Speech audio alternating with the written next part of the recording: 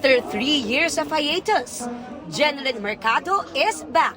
Sa pagsalang ng Ultimate Star sa GMA Integrated News Interviews, pinag-usapan ang kanyang pagbabalik sa telebisyon via GMA Prime series Love, Die, Repeat. Gagampanan ni Jen ang role ni Angela na humahanap ng paraan na baguhin ang nangyaring trahedya sa mister na ginagampanan naman ni Sian Lim sa tulong ng isang time loop. Pero sa tunay na buhay, kung may gustong balikan si Jen sa nakaraan, ito ay... Gusto ko lang balikan siguro yung mga moment. Nabuhay pa si Mami Lydia. Bakit yun ang babalikan? Kasi di ba parang ang bilis nung nangyari. Parang hindi naman accident. In a snap, ang bilis pala ng buhay. So, hindi mo alam kung ano yung pwedeng mangyari sa'yo. So, kailangan gawin mo na, ibigay mo na lahat, di ba? Huwag mo nang hintayin na umabot tayo sa punto na huli na ang lahat. Ilan lang daw ito sa mga aral na nais nilang ibahagi sa mga manonood pag pinalabas na ang 3 years in the making nilang series sa Lunes. Sa gitna nito, aminado si Jen na nanibago siya sa kanyang TV comeback mula noong ipinanganak si Baby Dylan.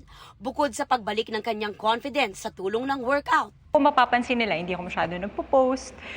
Parang bukod sa nakafocus ako doon sa family, parang ayoko munang makita yung sarili ko na ganito. Parang sa susunod na post ko, kailangan handang-handa na talaga ako.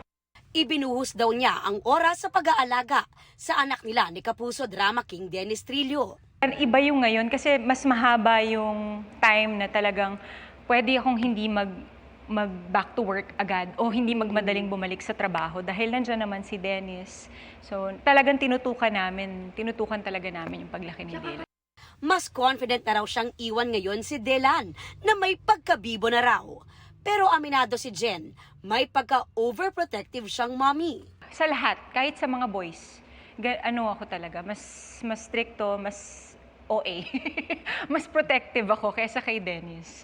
Sa experience ko kasi kay Jazz, parang dahil boy, hindi ako masyadong, oy, wag dyan, ganyan, oy, baka Bahala ka. Okay lang. Pero pa rin, may konting ingat pa rin. Dito talaga kay Dylan, yung dahil babae, ayoko siyang magkaroon ng gasgas. ayoko lang maano yung face niya, di ba? Parang hirap pagka nagkasugat, ganun. Yun, kasi medyo fragile. Sa kanyang comeback, full support syempre si Dennis na may mensahe para sa Ultimate Star. Para sa asawa ko, nako, umanda ka na dahil marami na nag-aantay sa'yo. Excited na makita ka ulit. At sana tayo naman magkatrabaho sa susunod. Kaya excited kami lahat sa pagbabalik mo. Kaya good luck and advance congratulations sa inyong bagong show. Kasi lagi ko sinasabi sa kanya, naku, kinakabahan ako. Magsa-start na akong mag-ganito, magsa-start na akong mag-ganyan. Naku, kaya mo yan. Mag-enjoy ka lang. Lagi sinasabi, mag-enjoy ka lang. Wag mong isipin na nasa work ka. Basta isipin mo lang, mahal mo yung ginagawa mo, 'di ba? Babalik ka na dun sa trabaho mo na talagang first love mo. Aubrey Carampel, updated showbiz happenings.